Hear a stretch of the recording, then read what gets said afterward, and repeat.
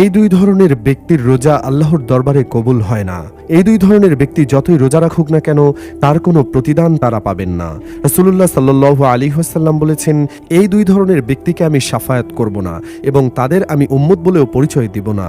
কোন দুই ধরনের ব্যক্তি যাদের রোজা আল্লাহর দরবারে কবুল হবে না? অবশ্যই ভিডিওটি সম্পূর্ণ দেখে মিলিয়ে নেবেন। আপনি এই দুই ধরনের ব্যক্তির মধ্যে আছেন কিনা? প্রিয় দর্শক, আপনি যদি রাসূলুল্লাহ সাল্লাল্লাহু আলাইহি ওয়াসাল্লামকে বিশ্বাস করেন অবশ্যই আলহামদুলিল্লাহ কমেন্ট করবেন এবং রাসূলুল্লাহ সাল্লাল্লাহু আলাইহি ওয়াসাল্লামকে ভালোবাসলে অবশ্যই ভিডিওটি শেয়ার করে দিবেন।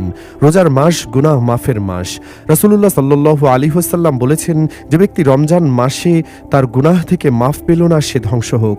মুসলমানরা পবিত্র রমজান মাসে সকলে রোজা পালন করে, কিন্তু যদি এই রোজার কোনো প্রতিদান নাই পায় তাহলে আমাদের মতো কপাল পোড়া আর কেউ নেই। কেন রোজা কবুল হয় না এবং কোন দুই ধরনের ব্যক্তি যাদের রোজা কবুল হবে না চলুন জেনে আসি। রোজাদারদের জন্য জান্নাতে প্রবেশের বিশেষ দরজা রাইয়ান থাকবে বলেও হাদিসে এসেছে। ওই ভিআইপি দরজা দিয়ে শুধু রোজাদারগণ জান্নাতে প্রবেশ করবেন। কিন্তু কিছু মানুষের রোজা আল্লাহর দরবারে কবুল হয় না। তারা রোজা রাখলেও কোনো প্রতিদান পাবে না। রোজা কবুল না হওয়ার কারণ, কিছু মুসলমান রোজার মাসে রোজা রাখার পরেও প্রতিদান ও ফজিলত থেকে বঞ্চিত হবে। এক নম্বরে, সেই ব্যক্তির রোজা আল্লাহর দরবারে কবুল হবে না, তিনি রোজা রেখেও অশ্লীল কাজ এবং পাপাচার ত্যাগ করতে পারল না। রাসূলুল্লাহ সাল্লাল্লাহু আলাইহি ওয়াসাল্লাম বলেছেন, যারা রোজা রেখেও অশ্লীল কাজ থেকে পাপাচার থেকে নিজেকে বিরত রাখতে পারেননি তার পানাহার ত্যাগ করার কোনো দরকার নেই। কাজেই প্রথম শর্ত হলো রমজানের আগেই নিজেকে সকল ধরনের পাপাচার থেকে বিরত রাখতে হবে ও রোজা রেখে আল্লাহর কাছে সকল ধরনের পাপাচার থেকে পানাহ চাইতে হবে। রোজা রেখেও যদি সমানতালে পাপের সাথে যুক্ত থাকে সেই রোজার কোনো প্রতিদান হাসরের ময়দানে সে পাবে না। মহান আল্লাহ তাআলা পবিত্র কোরআনে যেমনটা বলেছেন, তোমাদের উপর রোজা ফরজ করা হয়েছে যেমন করা হয়েছিল তোমাদের পূর্ববর্তীদের উপর, যাতে তোমরা মুত্তাকি বা আল্লাহ ভীরু হতে পারো। সূরা বাকারার আয়াত নাম্বার 183।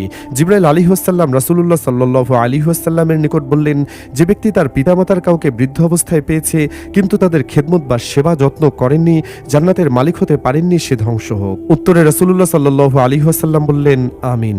রোজা কবুল না হওয়ার দ্বিতীয় কারণ হলো, যে ব্যক্তি তার বৃদ্ধ পিতামাতার প্রতি সদয় নয় এবং তাদের খেদমত থেকে বিরত থাকে। মা বাবা বৃদ্ধ বয়সে সন্তানের জন্য নাজাতের ওসিলা হয়। কাজেই যে ব্যক্তি মা বাবার মনে কষ্ট দিয়ে আল্লাহকে খুশি রাখতে চায় আল্লাহ তার প্রতি রাগান্বিত থাকে।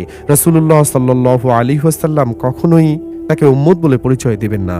প্রিয় দর্শক, এই দুই ধরনের ব্যক্তি যতই রোজা রাখুন না কেন কোনো প্রতিদান তারা পাবেন না।